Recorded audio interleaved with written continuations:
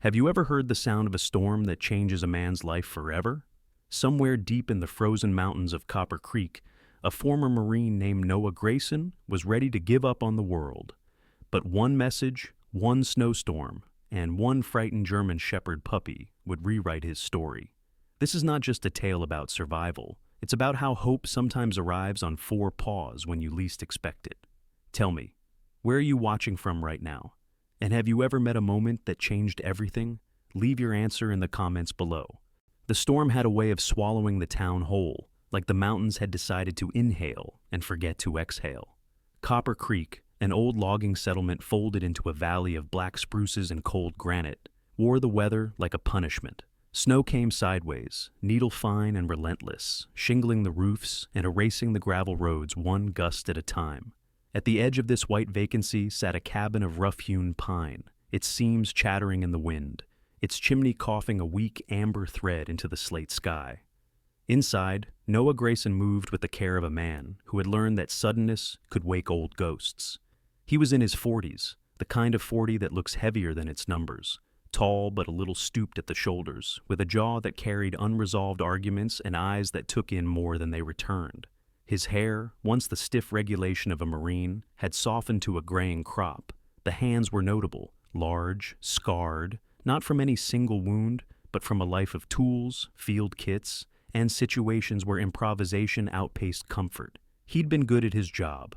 Afghanistan had branded that into him in the form of habits he couldn't or wouldn't lose.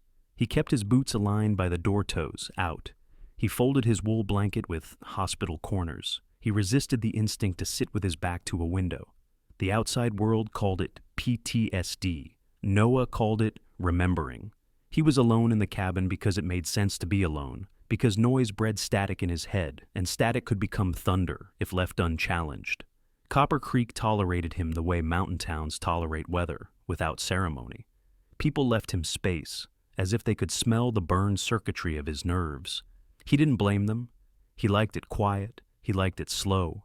He liked knowing where every creak of the floorboard belonged. The phone vibrated against the kitchen counter and startled the kettle into a hiss. Noah glanced at the cracked screen, as if expecting a wrong number. Most messages to him were wrong numbers, disguised as politeness. This one lit up with a name he knew without quite knowing. Ellie Rogers. Ellie was the kind of person small towns promote to a dozen jobs at once. Officially, she worked rescue for county animal services.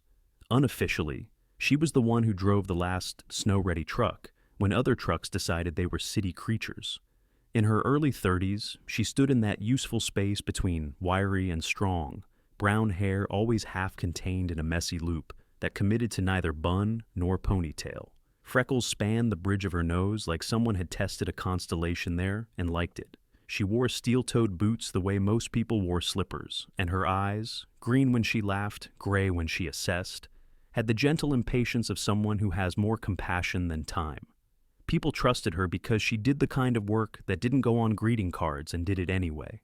On another night, Noah might have ignored the message. On this night, something in the first words tightened a wire he thought had been cut. There's a dog locked up in the old hill shed. No one else can get there in time. Snow already closing the Cutbank Road. The next message was a photo, a flash-lit square of rusted wire, and a shape within it, hunched into itself against the cold, two eyes impossibly bright against the mud of its fur. The eyes did not ask so much as wait, and that difference opened a door in him that had not opened since a day when a different dog, a military shepherd named Volk, had knocked him to the ground a heartbeat before a pressure plate detonated an IED meant for his squad. He still remembered the taste of dust in his mouth, how it felt like swallowing cement, how the ringing took 3 days to become a sound again instead of a scream. He remembered Valk's weight across his chest, the authoritative insistence of a living thing that had decided he was worth guarding. The phone buzzed once more, as if prodding him before the storm could decide. Ellie's final line, "If you're not up for it, I understand." Noah put the kettle off the boil and stood still long enough to respect the decision he had already made. The coat hung by the door like a ritual. Olive green, stained darker in places where rain had outlived wax, it was the last thing he had from a life that measured value in terms of serviceability. He shrugged into it and felt the old weight settle across his shoulders and pull him straighter, a flashlight nestled in a crate with road flares, a length of paracord, a pry bar with its paint bitten off the edges. He gathered them in a quiet efficiency that returned some steadiness to his breathing. He crossed the room, flipped the deadbolt, paused, listening for nothing in particular, and opened the door onto a wall of icy breath. The storm greeted him with the slap of a reprimand. Snow needled the exposed skin of his face and instantly whitewashed his boots. The truck sulked under its own frosting, a black shape softened to chalk. He dug out the driver's handle with a gloved knuckle and climbed in, the seat moaning protest. The engine turned, hesitated, decided to believe in itself, and caught with a rumble that felt like companionship. He guided the truck down the cabin's short run to the county gravel, which deconstructed itself under the tires into slush and secrets.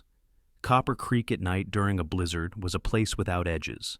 Street signs became ghosts, fences became rumors. Noah focused on what the headlights could own: a ribbon of white, the suggestion of a ditch, branches sagging under the extra weight of weather. The hill shed Ellie had mentioned sat on a disused spur where the old logging road hooked around a copse of fir and reconsidered its existence. In summer, kids brought six-packs there to audition future regrets. In winter, it was where drift and wind negotiated a ceasefire and called it a drift. Again. The phone vibrated once more in the cup holder. Ellie, be careful. The south wall leans. Might collapse if you push wrong. Noah sent a reply so brief it was almost a diagnosis. On it. And let the muscle memory of shared danger fill in the words they didn't need to say.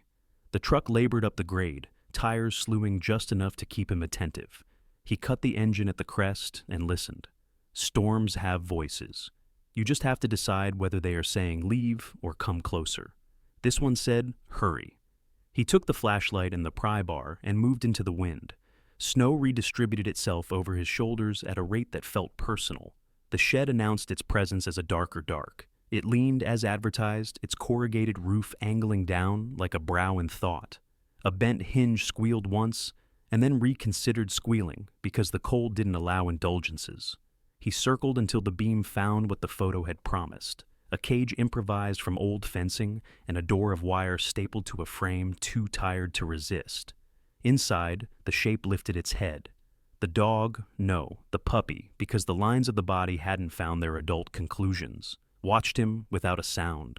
The flashlight picked out the details that confirm a type: German shepherd, sable coat marred by mud and iced crud, ears that had not fully committed to standing but tried anyway, a muzzle too fine to be fully grown. Perhaps 5 months, maybe 6. Male. Underweight, but the underweight of neglect, not disease. The eyes were the only warm thing in the world, brown with amber flecks, the kind of gaze that makes a person notice their own posture. Noah crouched, letting the beam angle away so the brightness wouldn't sting. He talked the way you talk to the past, when you can't tell if it is listening. Hey, he said, voice pitched low. You're okay, I see you. The puppy inhaled him in a series of quick sniffs, the scientific method of survival, and flinched when the wind slapped the shed and made it clatter. The sound spidered through Noah's chest in a way he recognized and didn't consent to. He placed a gloved hand against the wire and let the leather accumulate the dog's scent. He saw the pad-worn path the puppy had made in the muck, the clench marks where he had tried the fence and given up, the small piles of snow blown in and re-sculpted by desperation into the suggestion of a nest. If a person wanted to pretend this wasn't cruelty, they could call it forgetfulness. Noah didn't have energy for pretend. He set the flashlight in the snow so the beam wash lit his hands and the metal. He tested the door. The staples held not because they were strong, but because decay had married them to the grain. He slid the pry bar under the edge and leaned carefully. The shed replied with a soft complaint, and somewhere in the structure, a nail assigned itself a new job. He could feel the south wall deciding whether to follow his lead and collapse. He changed his angle, breathed in through his nose, out through his mouth, and let the work become the meditation he had used 100 times to keep a mind from fragmenting. The wire tore with the specific scream of metal giving up its lie. The door sagged open into his palm, and he steadied it so it wouldn't startle the occupant. The The puppy froze, eyes dilating, then forced itself up on trembling paws and tried to make itself both smaller and closer at the same time. Noah loosened the front of his coat and shrugged it off like a promise. The cold found him immediately, put its teeth against his ribs. He ignored it, lowered the coat into the cage, and spoke not to the puppy so much as to the moment. "It's yours if you want it," he said. The puppy smelled the wool, the old iron of weather and age in the fabric, the particular human, and then moved, a careful hop, one paw, then the other, claiming the fold as a shoreline. Noah slid his hands under the small body, a heat too thin, a shiver too loud, and lifted him as if he were lifting the first book in a library he intended to read forever, the head tucked under his chin, as if nature had designed all of this with exactly this in mind. Snow found the back of his neck like a reminder. He wrapped the coat and dog into a single unit and stood. The shed made a noise that wasn't a noise so much as a future tense.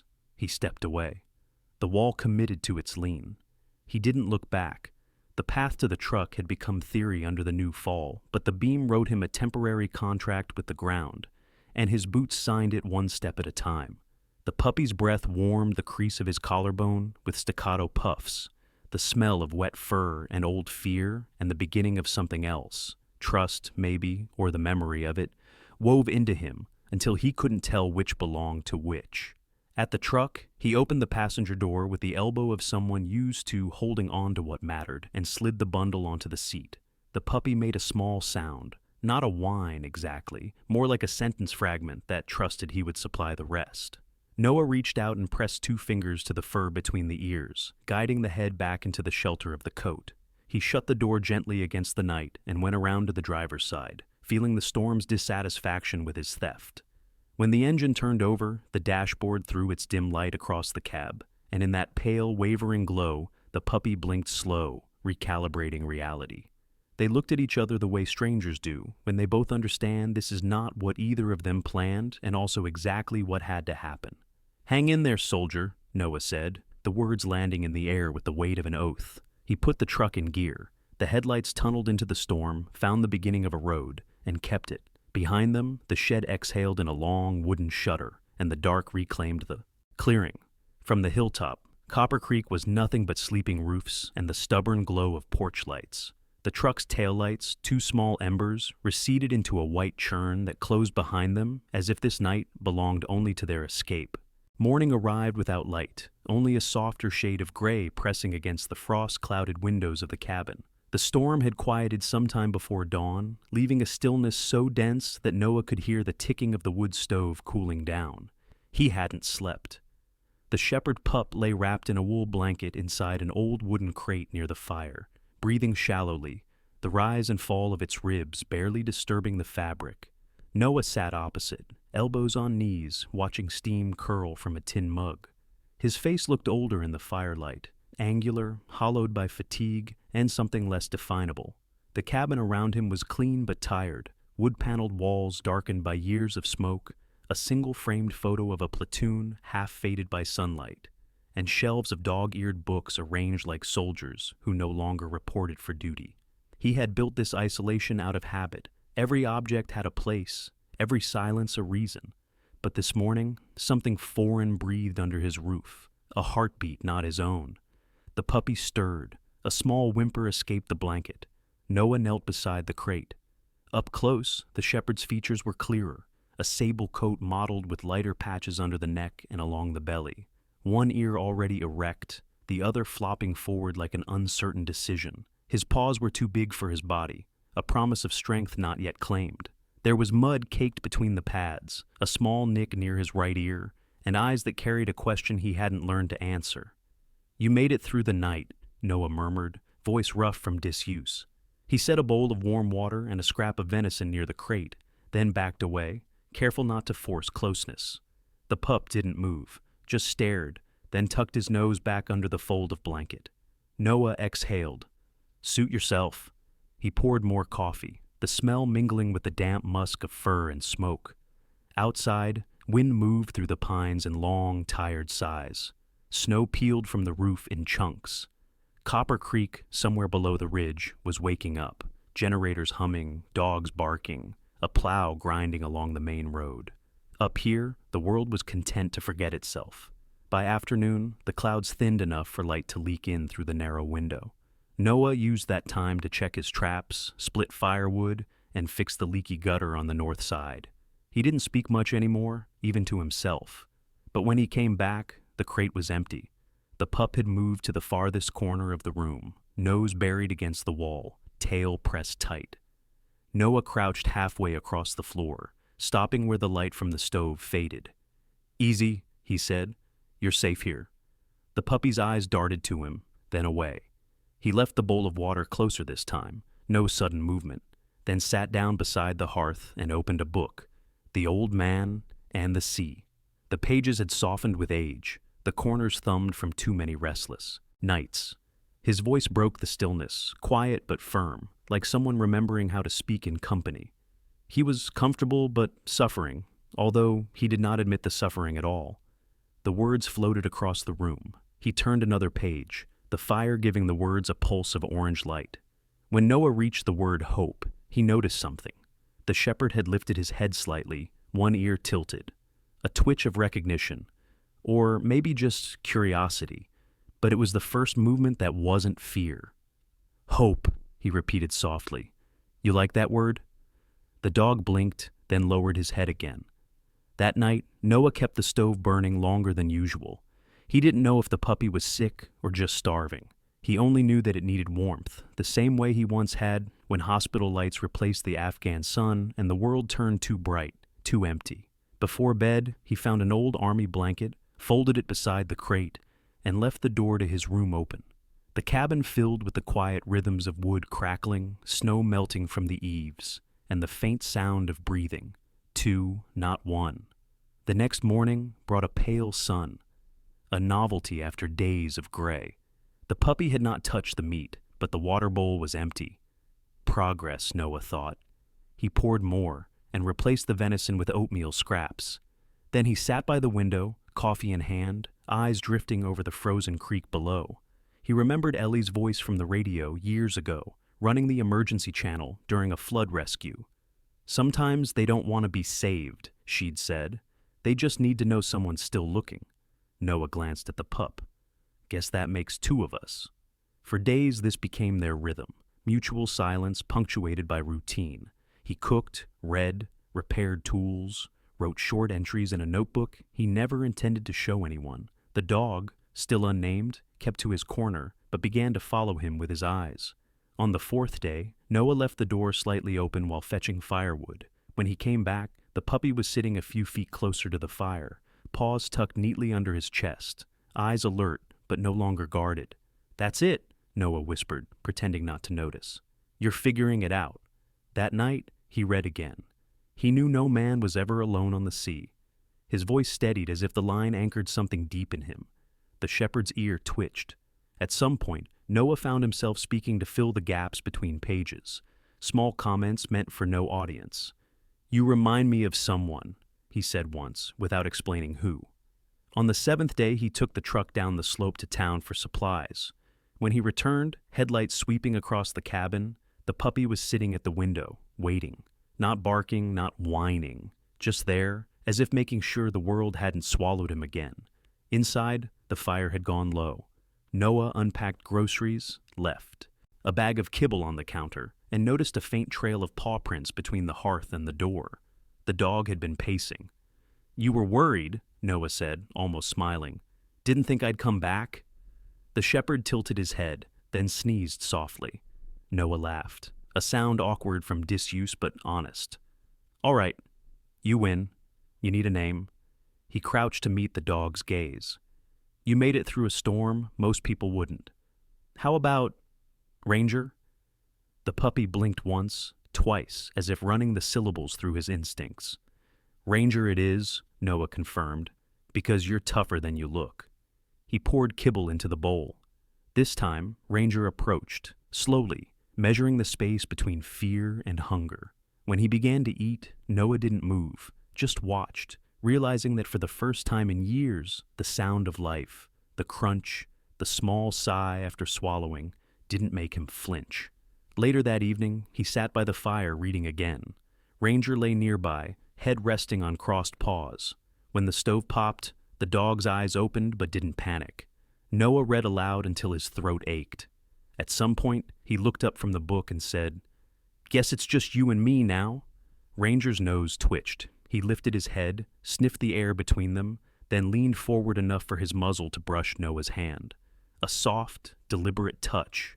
Nothing more. But it was enough. Noah froze, then slowly turned his palm upward. The shepherd pressed his nose into the hand, breathing in his scent. "Yeah," Noah said quietly. "It's okay." For a long moment, they stayed like that. Two survivors, one learning trust, the other remembering it. The wind outside had calmed to a sigh. Snow shifted off the roof in slow slides.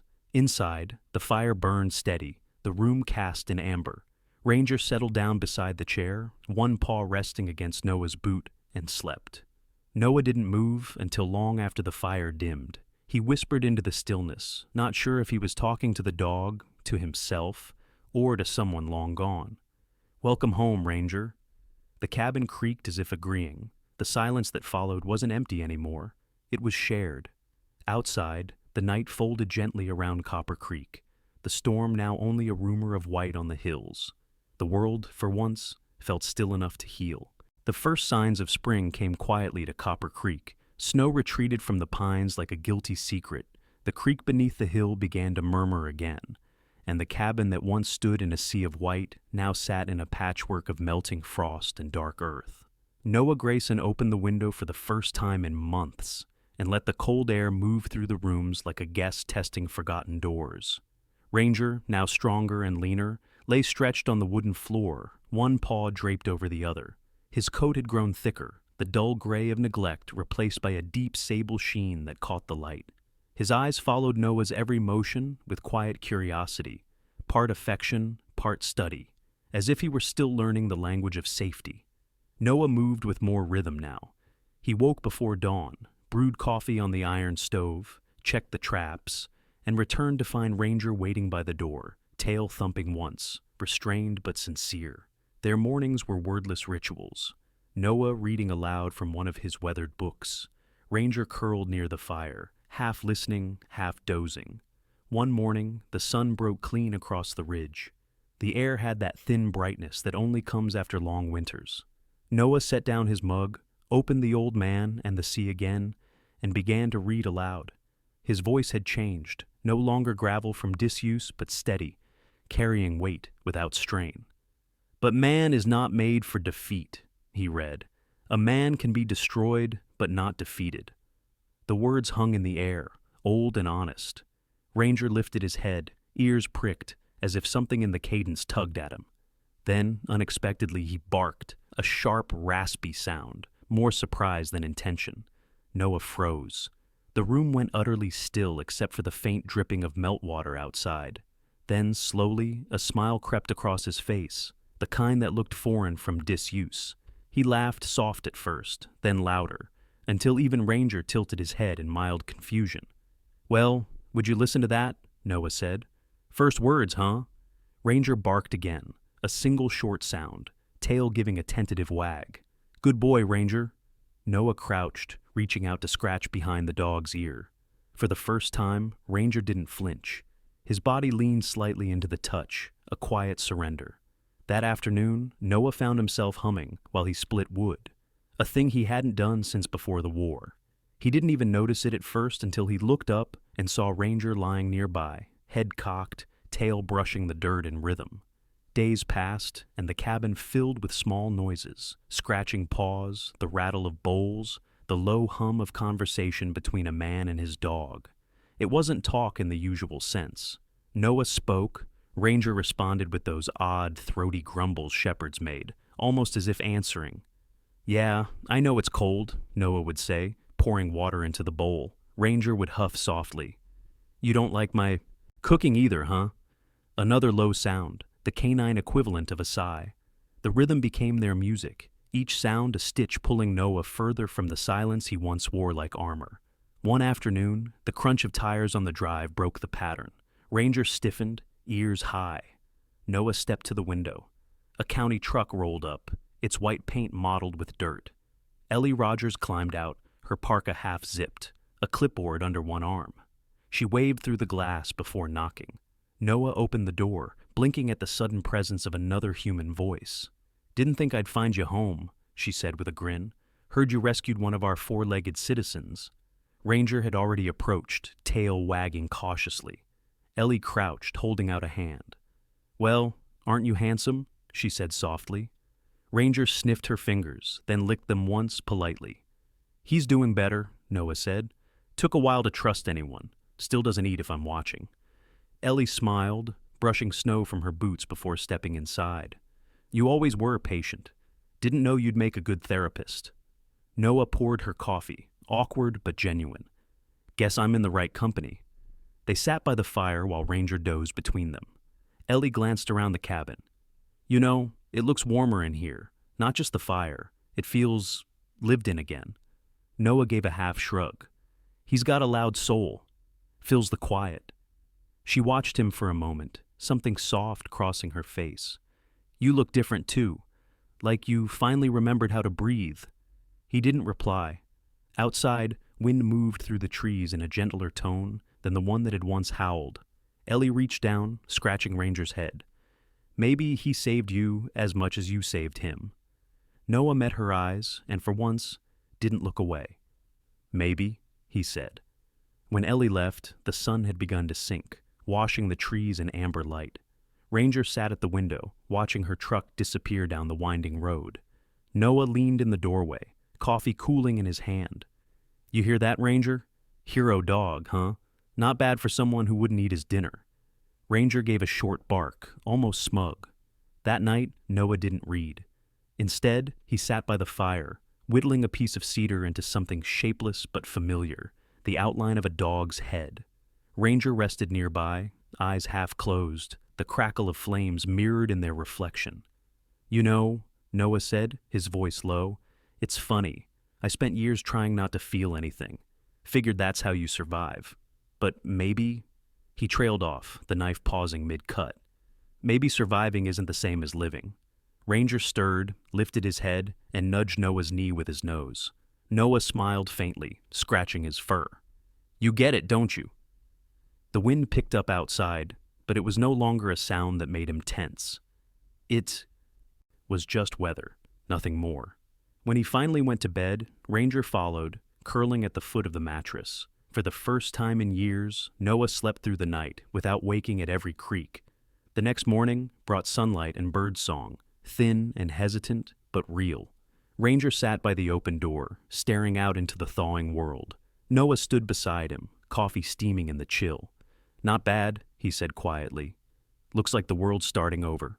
Ranger looked up, tail wagging. Noah reached down, resting a hand on his back. "Guess we are too." For a long moment, they stayed like that, framed by the doorway, man and dog, two survivors learning the same new language. In the distance, the creek sang louder, its thawing voice threading through the valley. The sound of healing wasn't loud or grand. It was this: a quiet cabin, a soft bark, and the echo of laughter finally returning to a place that had forgotten it. When the wind moved through the pines again, it didn't sound like war anymore. It sounded like home. Evening crept over Copper Creek with the heaviness of a held breath. The sky above the valley had turned an uneasy shade of steel, the kind that warned of thunder long before it arrived. The cabin stood alone among the black pines, every window reflecting the bruised clouds that pressed closer with each minute. Inside, the air was too still. Ranger paced near the hearth, his nails clicking softly against the wood. Noah Grayson sat at the table, carving a small block of cedar into a figurine that vaguely resembled a shepherd. His movements were careful, rhythmic, the kind of patience born from years of training himself not to react too quickly. But when the first flash cracked open the sky, the knife slipped, nicking his thumb. A moment later, thunder rolled through the valley like a drumbeat of memory. Ranger jolted, tail tucked, ears pinned back. He bolted for the narrow space beneath the table, pressing himself against the wall. Noah looked up, breath caught halfway in his chest. The storm outside was only beginning, but inside him another storm had already started, the one that never truly ended. He stood too fast, the chair legs scraping against the floor. His pulse quickened, a low electric hum under his ribs. He could almost smell the sand and diesel of a place halfway around the world. The sound of thunder folded into something else. The percussion of mortars, the sting of dust, the chaos that had branded itself into his nerves. "Not again," he whispered. Ranger whimpered, his body shaking uncontrollably. Noah's hands trembled as he set down the knife, forcing himself to breathe through his nose, out through his mouth. "It's okay," he murmured, not sure if he was talking to the dog or himself. Another flash. The world outside went white, then black. Thunder followed like an aftershock. Noah's shoulders jerked. His body remembered before his mind could intervene. For a split second, he was back in that desert, the air filled with the metallic scream of shrapnel, the scent of iron and fire. He pressed his palms against the table, fighting the wave of nausea. "Breathe, Grayson," he muttered, grounding himself the way his therapist once taught him. "Name what you see. Name what's real. Wood, firelight, the faint smell of coffee, and a dog, his dog, cowering under the table, eyes wide with the same fear he carried." He crouched slowly, the floor creaking under his boots. "Hey, Ranger," he said softly. "Look at me." The shepherd didn't move. His chest heaved, each breath shallow and quick. Noah reached out, but the dog flinched, pressing harder into the corner. Another thunderclap cracked open the silence. Ranger whined, low and broken, and something in Noah finally cracked too. He lowered himself all the way to the floor, back resting against the wall beside the dog. "We're not there anymore," he said, voice shaking. "You hear me? It's just a storm. Just weather." He spoke until his voice steadied, until the shaking in his hands became smaller, until the space between thunder and heartbeat began to widen again. He pulled the blanket from the couch and draped it gently over Ranger's trembling body. The shepherd hesitated, then shifted closer, until his head pressed against Noah's knee. The contact was small, but it anchored them both. Lightning flared again, but this time Noah kept his eyes open. He focused on the firelight instead of the flash, on the weight against his leg instead of the memories clawing at the edges. Slowly, he began to hum, the same tune he used to keep rhythm when marching. It wasn't perfect, but it was enough to steady the air around them. Ranger's breathing slowed. His head rested fully in Noah's lap now, eyes half-lidded, the rise and fall of his chest syncing with Noah's.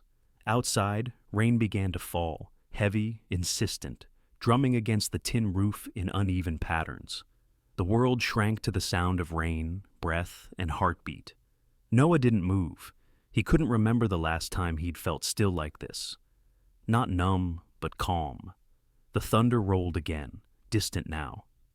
"Good boy," he whispered. "We did it." The storm lingered for hours, moving across the valley like a restless animal. Every time the thunder drew near, Ranger flinched, but Noah's hand was already there, steady and sure. He talked softly, not about the war, not about pain, but about small things. The creek thawing early this year, Ellie's visit, how the air smelled different when it rained. Ranger listened the way dogs do, with full presence, no judgment, no impatience.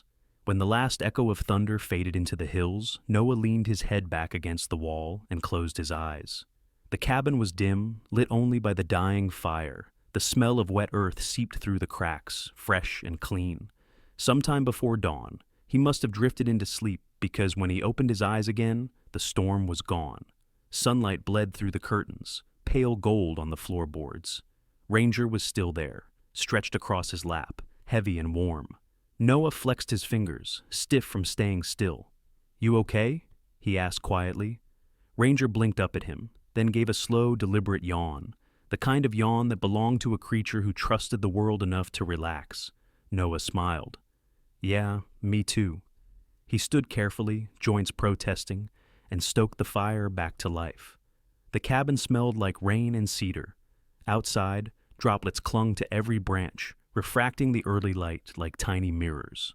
Ranger trotted to the door and scratched once. Noah opened it, and they stepped outside together. The air was crisp, the kind that carried the clean scent of endings and beginnings. Steam rose from the ground where the sun touched the melting puddles. The valley below glistened. The creek sparkled with new clarity, its voice louder now that the storm had passed. Ranger bounded a few feet ahead, stopping, to sniff at everything, the grass, the rocks, the wet air itself. Then he turned back toward Noah, tail wagging, eyes bright. Noah took a long breath, filling his lungs completely. For the first time in years, the air didn't feel heavy. It just felt alive. He looked down at the shepherd and said, "Looks like we both passed the test." Ranger barked once, the sound sharp and joyful. It echoed across the valley, bouncing off the trees like an answer. Noah laughed quietly. All right, don't brag." They walked to the edge of the clearing, where the storm had left small puddles in the dirt road. The reflection of the sky shimmered in each one, blue, endless, forgiving. Noah knelt, running his hand through the damp soil. It felt cool and clean. "Funny," he said softly. "Used to hate the rain." He looked toward Ranger, who was sniffing a wildflower pushing through the mud. "Now it doesn't seem so bad." The shepherd barked again, as if agreeing. For a while, they just stood there, two silhouettes against the waking morning. The storm had not erased their scars, but it had softened the edges. Both had faced what they feared most, and found that it no longer had power to break them. When they returned to the cabin, Noah hung his wet jacket by the fire. He poured 2 bowls, one of oatmeal, one of kibble. Ranger ate without hesitation this time, tail sweeping the floor in quiet gratitude. As he watched, Noah realized something profound in its simplicity. Healing didn't arrive all at once. It came in small tests, a thunderstorm, a shared silence, a touch that didn't flinch. Outside, the sun broke fully through the clouds, painting the trees in gold. The sound of the storm was gone, replaced by bird song and the whisper of running water. Inside, Noah sat beside the window, Ranger's head resting on his boot. Both of them watched the light creep across the floor, slow and patient, like forgiveness itself. For the first time, Noah didn't fear the next storm. He knew that when it came, they would weather it, together. By the time summer touched Copper Creek, the snow was a rumor, and the hills had turned the color of old bronze. Wildflowers dotted the fields like careless confetti, and the air smelled of pine sap and distant rain. The cabin on the ridge had changed too. The once quiet place now carried the familiar pulse of life, scratches on the doorframe, a well-used food bowl by the hearth, and muddy paw prints that Noah Grayson no longer bothered to clean. Ranger had grown into his body. His chest had filled out, his coat gleamed deep sable under the sun, and his stride had gained the confidence of something that knew where it belonged. He wasn't the terrified creature from the storm anymore. He was a presence, steady, watchful, and, as Noah often joked, a bit of a celebrity. It had started small, with Ellie Rogers mentioning him to the local paper after she saw the transformation. The headline read, "Rescue Dog Helps Veteran Find Peace." Noah had wanted to hide from the attention, but Copper Creek was too small for secrets. By midsummer, people in town knew Ranger's name. Kids waved when they saw the old pickup roll by. Shopkeepers left treats on the counter. Noah took it in stride, though he still preferred the quiet. Ranger, on the other hand, seemed to thrive on the energy. He greeted strangers with polite curiosity, his tail swishing like a metronome. His bark had become something of a legend, deep, intelligent, and oddly conversational. One morning, as sunlight filtered through the pines, a knock echoed on the cabin door. When Noah opened it, he found a girl of about 8 standing there, clutching a small red scarf. Her cheeks were flushed, her eyes wet. "Mr. Grayson?" she asked, voice trembling. "You're the man with the talking dog, right?" Noah blinked, then crouched to her level. "That's a new one," he said. "But yes, I've got a dog. What's wrong?" The girl sniffled. "It's Milo, my puppy. He ran away last night. He's really little, and he's scared of thunder." She held up the scarf. "This smells like him. Can your dog help me find him?" Before Noah could answer, Ranger padded to the doorway, nose twitching. He sniffed the scarf once, then again, tail lowering into that focused sway that meant work. Noah met the girl's hopeful eyes. "What's your name?" "Lila Harper."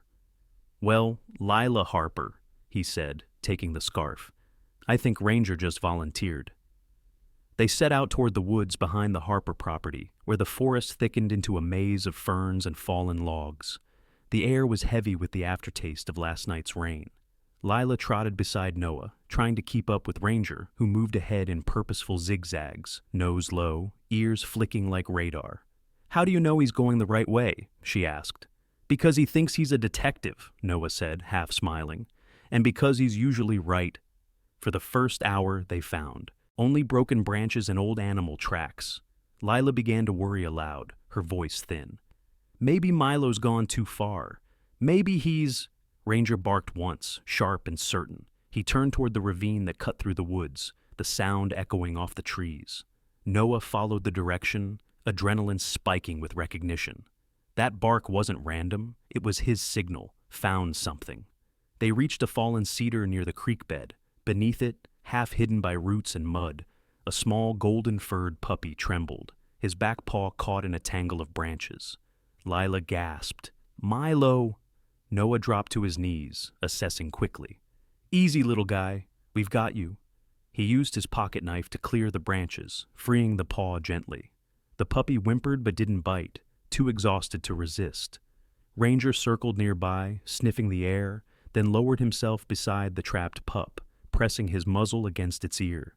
It was the same gesture Noah had seen him make in the storm months ago, steadying, comforting.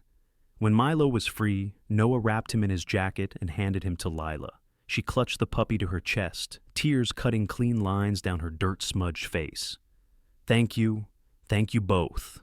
Ranger barked again, short, proud, like punctuation at the end of a mission. By the time they reached town, word had spread faster than the truck could drive. A crowd had gathered outside the general store, neighbors and children buzzing with excitement. "Is it true?" someone asked. "The shepherd found that lost pup?" Noah tried to wave off the attention, but Ellie was already there, camera in hand, smiling. "You two just can't stay out of the news, huh?" she teased. Lila stepped forward, holding Milo, and said loudly, "Ranger's the best dog in the world." The crowd cheered. Someone shouted, "The dog who finds lost things," and laughter rippled through the air. The name stuck before Noah could stop it. That evening, back at the cabin, Noah sat on the porch with Ellie and a cup of coffee, watching Ranger chase the last light through the grass. "You know," Ellie said, "people are talking about starting a rescue program here for vets and shelter dogs. They think you should lead it." Noah snorted. "I'm no leader." "You don't have to be. Just show up, like you did for him." He looked out at Ranger, who had settled at the edge of the clearing, ears perked toward the wind. "You think it'd help others?" "I think it already has." Noah didn't answer, but a quiet satisfaction bloomed somewhere behind his ribs. He thought about the men he used to know, some gone, some living, but lost. He thought about the noise that used to fill his head, and how now there was space for something softer. A few days later, he put up a small sign by the cabin gate, Copper Creek Canine Recovery Group for Veterans and Rescue Dogs. Healing together. At first, only a handful came. One man brought a nervous border collie mix who refused to bark. Another came with no dog at all, just a photo of the one he'd lost overseas. They sat in a circle on the grass, unsure what to say. Noah didn't force words. Instead, he let Ranger roam among them, tail wagging, breaking the stiffness with quiet confidence. When the silence began to ease, the stories followed, some broken, some still jagged at the edges, but all carried by people trying to heal. Noah realized he didn't need to fix anyone. He only needed to remind them that they weren't alone. That night, after everyone had gone, Noah leaned against the porch post, watching Ranger sleep by the steps. Fireflies blinked across the field like scattered stars. The air smelled of pine and earth and peace. "You did good today," Noah said softly. Ranger's tail thumped once without opening his eyes. Noah smiled. "Guess we both did." From the distance came the sound of children laughing, the echo of a town alive again. Somewhere down the hill, a church bell rang for evening service, steady and familiar. The man who once hid from the world now listened to its sounds with gratitude. The soldier who feared thunder now heard only the gentle rhythm of life returning. In the cabin, above the fireplace, hung a photograph Ellie had taken earlier that week. Noah, Ranger, and little Lila with Milo. The caption below read, "The dog who finds lost things." Noah stared at it for a long time before whispering, "Maybe that's what we all are, just finding what we lost."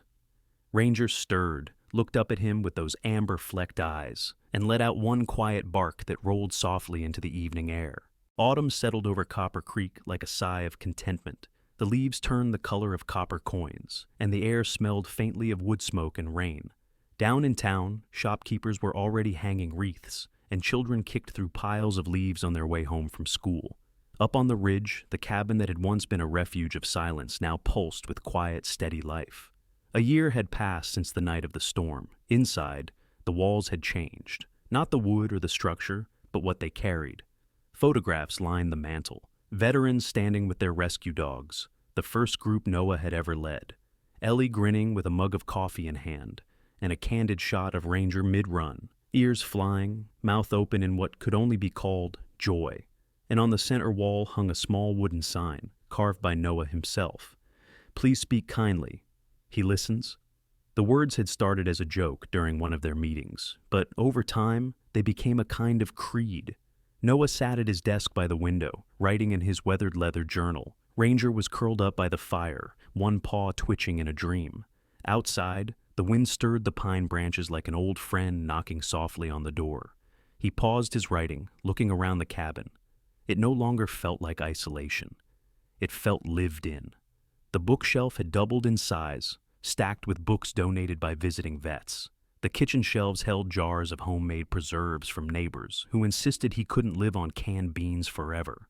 And there was laughter here now. Real laughter. A knock on the door broke the quiet. Ranger lifted his head, ears perked. Noah stood and opened the door to find a woman with a camera bag slung over her shoulder, her scarf fluttering in the cold wind. She looked to be in her 30s, with wind-burned cheeks and eyes sharp from years of looking at the world through a lens. "Mr. Grayson?" she asked, smiling. "Lydia Brooks. I'm with Northwest Life magazine. I'm doing a feature called Veterans and Rescue Dogs, The Bonds That Heal. Ellie Rogers said I should find you." Noah chuckled softly. "Ellie's been telling stories again, huh?" "Good ones," Lydia replied. "Mind if I take a few photos?"